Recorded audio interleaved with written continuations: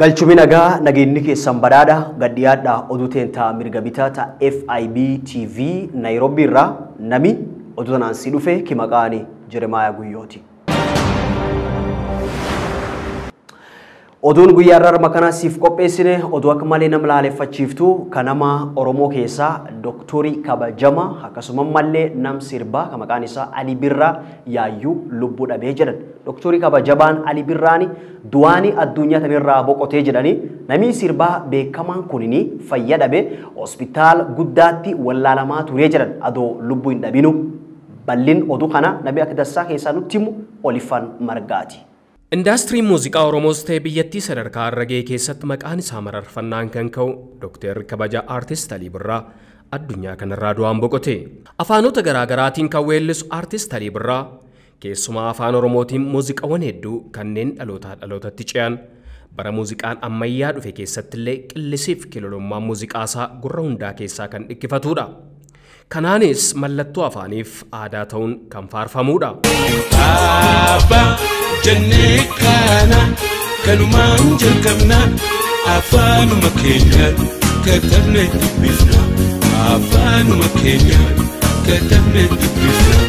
Caamsaa bara 1940 Dirreedaawaatti kan dhalate Artist Ali Birraa ijoollummaa isaatti afaanota biyya keessaaf alaa garaagaraan muuziqaawwan hojjetaman dhaggeeffachuu kan jaallatuu fi dhaggeeffachaa kan guddate hiriyoota isaa mana barnootaatti maatii isaafillee wallisuun addunyaa muuziqaa isaaf ka'umsa sagalee qorannaa taasifateera. Barnoota sadarkaa jalqabaa magaalaa Dirreedaawaatti barnoota sadarkaa lammaffaa immoo Finfinneetti hordofeera. Ameerikaa kolleejjii Saantaa Moonikaatti barnoota muuziqaa barateera. Artist Ali Birraan bara 1954 muuziqaa Oromoo beeksisuuf kan kaayyeeffate garee muuziqaa aadaa baandii Afran Qallootti makamuun ture hojiilee muuziqaa isaaf imala kan eegale. Akkuma imaltuun hin teessu jedhee weellise imalli fagoon Aliin Birraa yaade baandii Afran Qalloo irraa ka'uun sadarkaa biyyaatti achiis sadarkaa addunyaatti aartiin muuziqaa Oromoo akka beekamuuf qaanqee ta'eera. Baandii Afran Qalloo keessatti wallisaan Alii jedhamu biraan akka turee fi lamaan isaanii adda baasanii beekuuf jecha sirba isaa Birraan Daraara jedhu keessaa fudhatamuun Alii Birraa jedhamee moggaafameef. Maqaan isaas ta'e hojiileen muuziqaa isaa Oromiyaa, Itoophiyaa achiis addunyaatti akka ililliiwwan birraa dho'anii mul'atan. Ali Birraa waa'ee baandii Afran Qalloo wayita himu ani kanneen hundeessan keessaa tokkoon ture malee hundeessaa miti. Baandichaaf umuriin an quxisuudha jedha. Hundeessitoota baandichaa keessaa wallisaa Alii Shabboofaa waliin ta'uun Afran Qalloo hundeessines jedha. Ali Birraan orkeestiraa Kibur Zabanyaa jedhamutti miindeeffamuun waggoota 3 hojjeteera. Akkasumas baandii Aybeeksitti waggoota 8f hojiilee muuziqaa isaa dhiyeessaa tureera.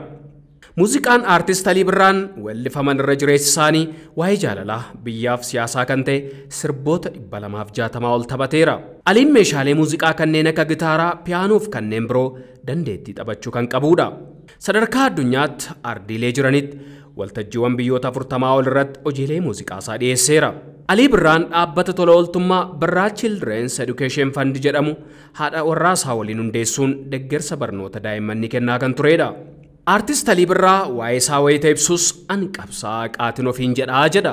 Kan umuriin 75 Artist Ali Birraan tokkummaa Oromoof Afrikaa cimsuu keessatti gumaacha olaanaa kan baate yoo ta'u muuziqaawwan isaa kan bara baraatti ce'an dhaloota gaarii kan uumanidha. Artistichi qormaatilee hedduu darbuun kutannoo jabaaf ga'umsaan waggoota dheeraa aartii keessa darbuun isaa immoo dhaloota ammaaf fakkeenya taasisanii. Artist Ali Birraa walleewwan isaa gurratti mi'aawoo ta'an taphachuutti dabalataan barreessaa walaloowwan sirbaaf sagaleeti. Waggoota 50 darbaniifis muuziqaa Oromoo keessatti hayyuu gameessa ta'ee tureera. Guddina afaan Oromoofis gumaacha olaanaa kan arjoomedha. Damee aartiin gumaacha taasiseen gulantaan Dr. Kabajaa kan kennameef Artist Ali Birraa dhaabbilee biyya keessaaf alaarraas badhaasaaf beekamtee hedduu nama argateedha. Waliigalaan badhaasota sadarkaa biyyaalessaa biyya keessaaf alaatti argateera. Yuunivarsiitii Dirreedaawaaf Jimmaarraa gulantaa Dr. Kabajaa argateera. Dirreedaawaatti maqaa isaatiin paarkiin moggaafameera. Naannoo Oromiyaatti gumaacha damechaaf taasiseen badhaasa addaa Niishaanii argateera. Badhaasa nagaa irreecha jalqabaa badhaafameera. Badhaasa aartii Artist Hacaaluu Hundeessaa jalqabaan badhaafamaa umurii guutuu fi kanneen biroo argateera. Komishinii Turizimii Oromiyaarraa badhaasa Niishaanii olaanaa argateera. Kanaadaa Torontoottis badhaasa muuziqeessaa hangafaa yoomiyyuu fi badhaasa odaan badhaafamaa umurii guutuu ta'eera. Artist Alii Birraa har'a du'aan addunyaa kanarraa boqotullee hojiileen isaa dhaloota kan barsiisan guddina aadaa seenaaf afaan Oromoo calaqqee qorannoowwan damechaaf ammoo bu'uura ka'umsaa kan ta'anidha. Gumaacha Artist Alii Birraa taasises dhaloota biratti bara baraan kan yaadatamudha. Sirni geggeessaa Artist Alii Birraa kabaja gootaaf maluun kan raawwatamu ta'uu ibsuun koreen biiroo aadaa fi turizimii Oromiyaan hoogganamu hojii eegaluu beeksiseera. Galatoom jennaani Oliffaan Margaa kan inni oduu sun nuuf qopheesse akkasuma mallee nulleen akka FIB TV gam keenya stuudiyoo Naayiroobii irraa gumii Oromootii fi fira fiixaaf jaalowwanilleen irraa fajenna.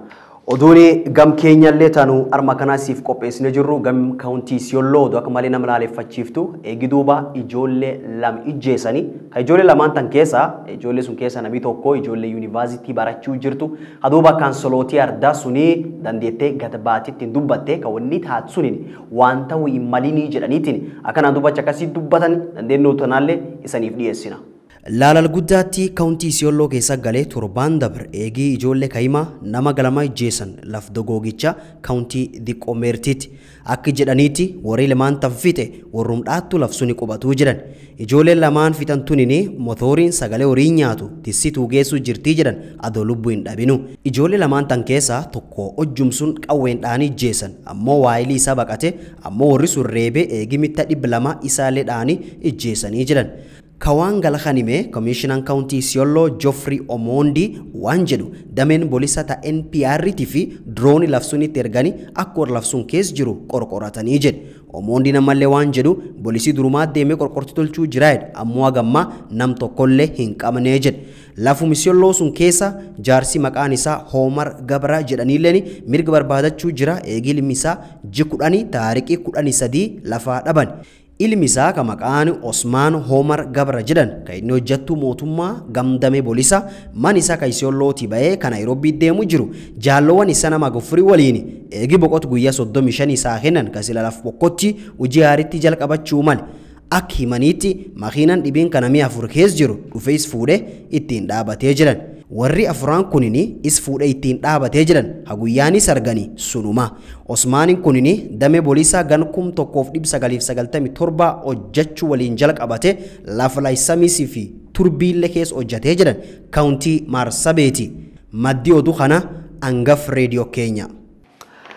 Akkasuma mallee muda xuyyuraa ta guyyaa halee taate taariqii jaa kaduuba galaana Lake Victoria gubbaatti dandeetti namni 19 yaayyuu lubbuu dhabee jirani.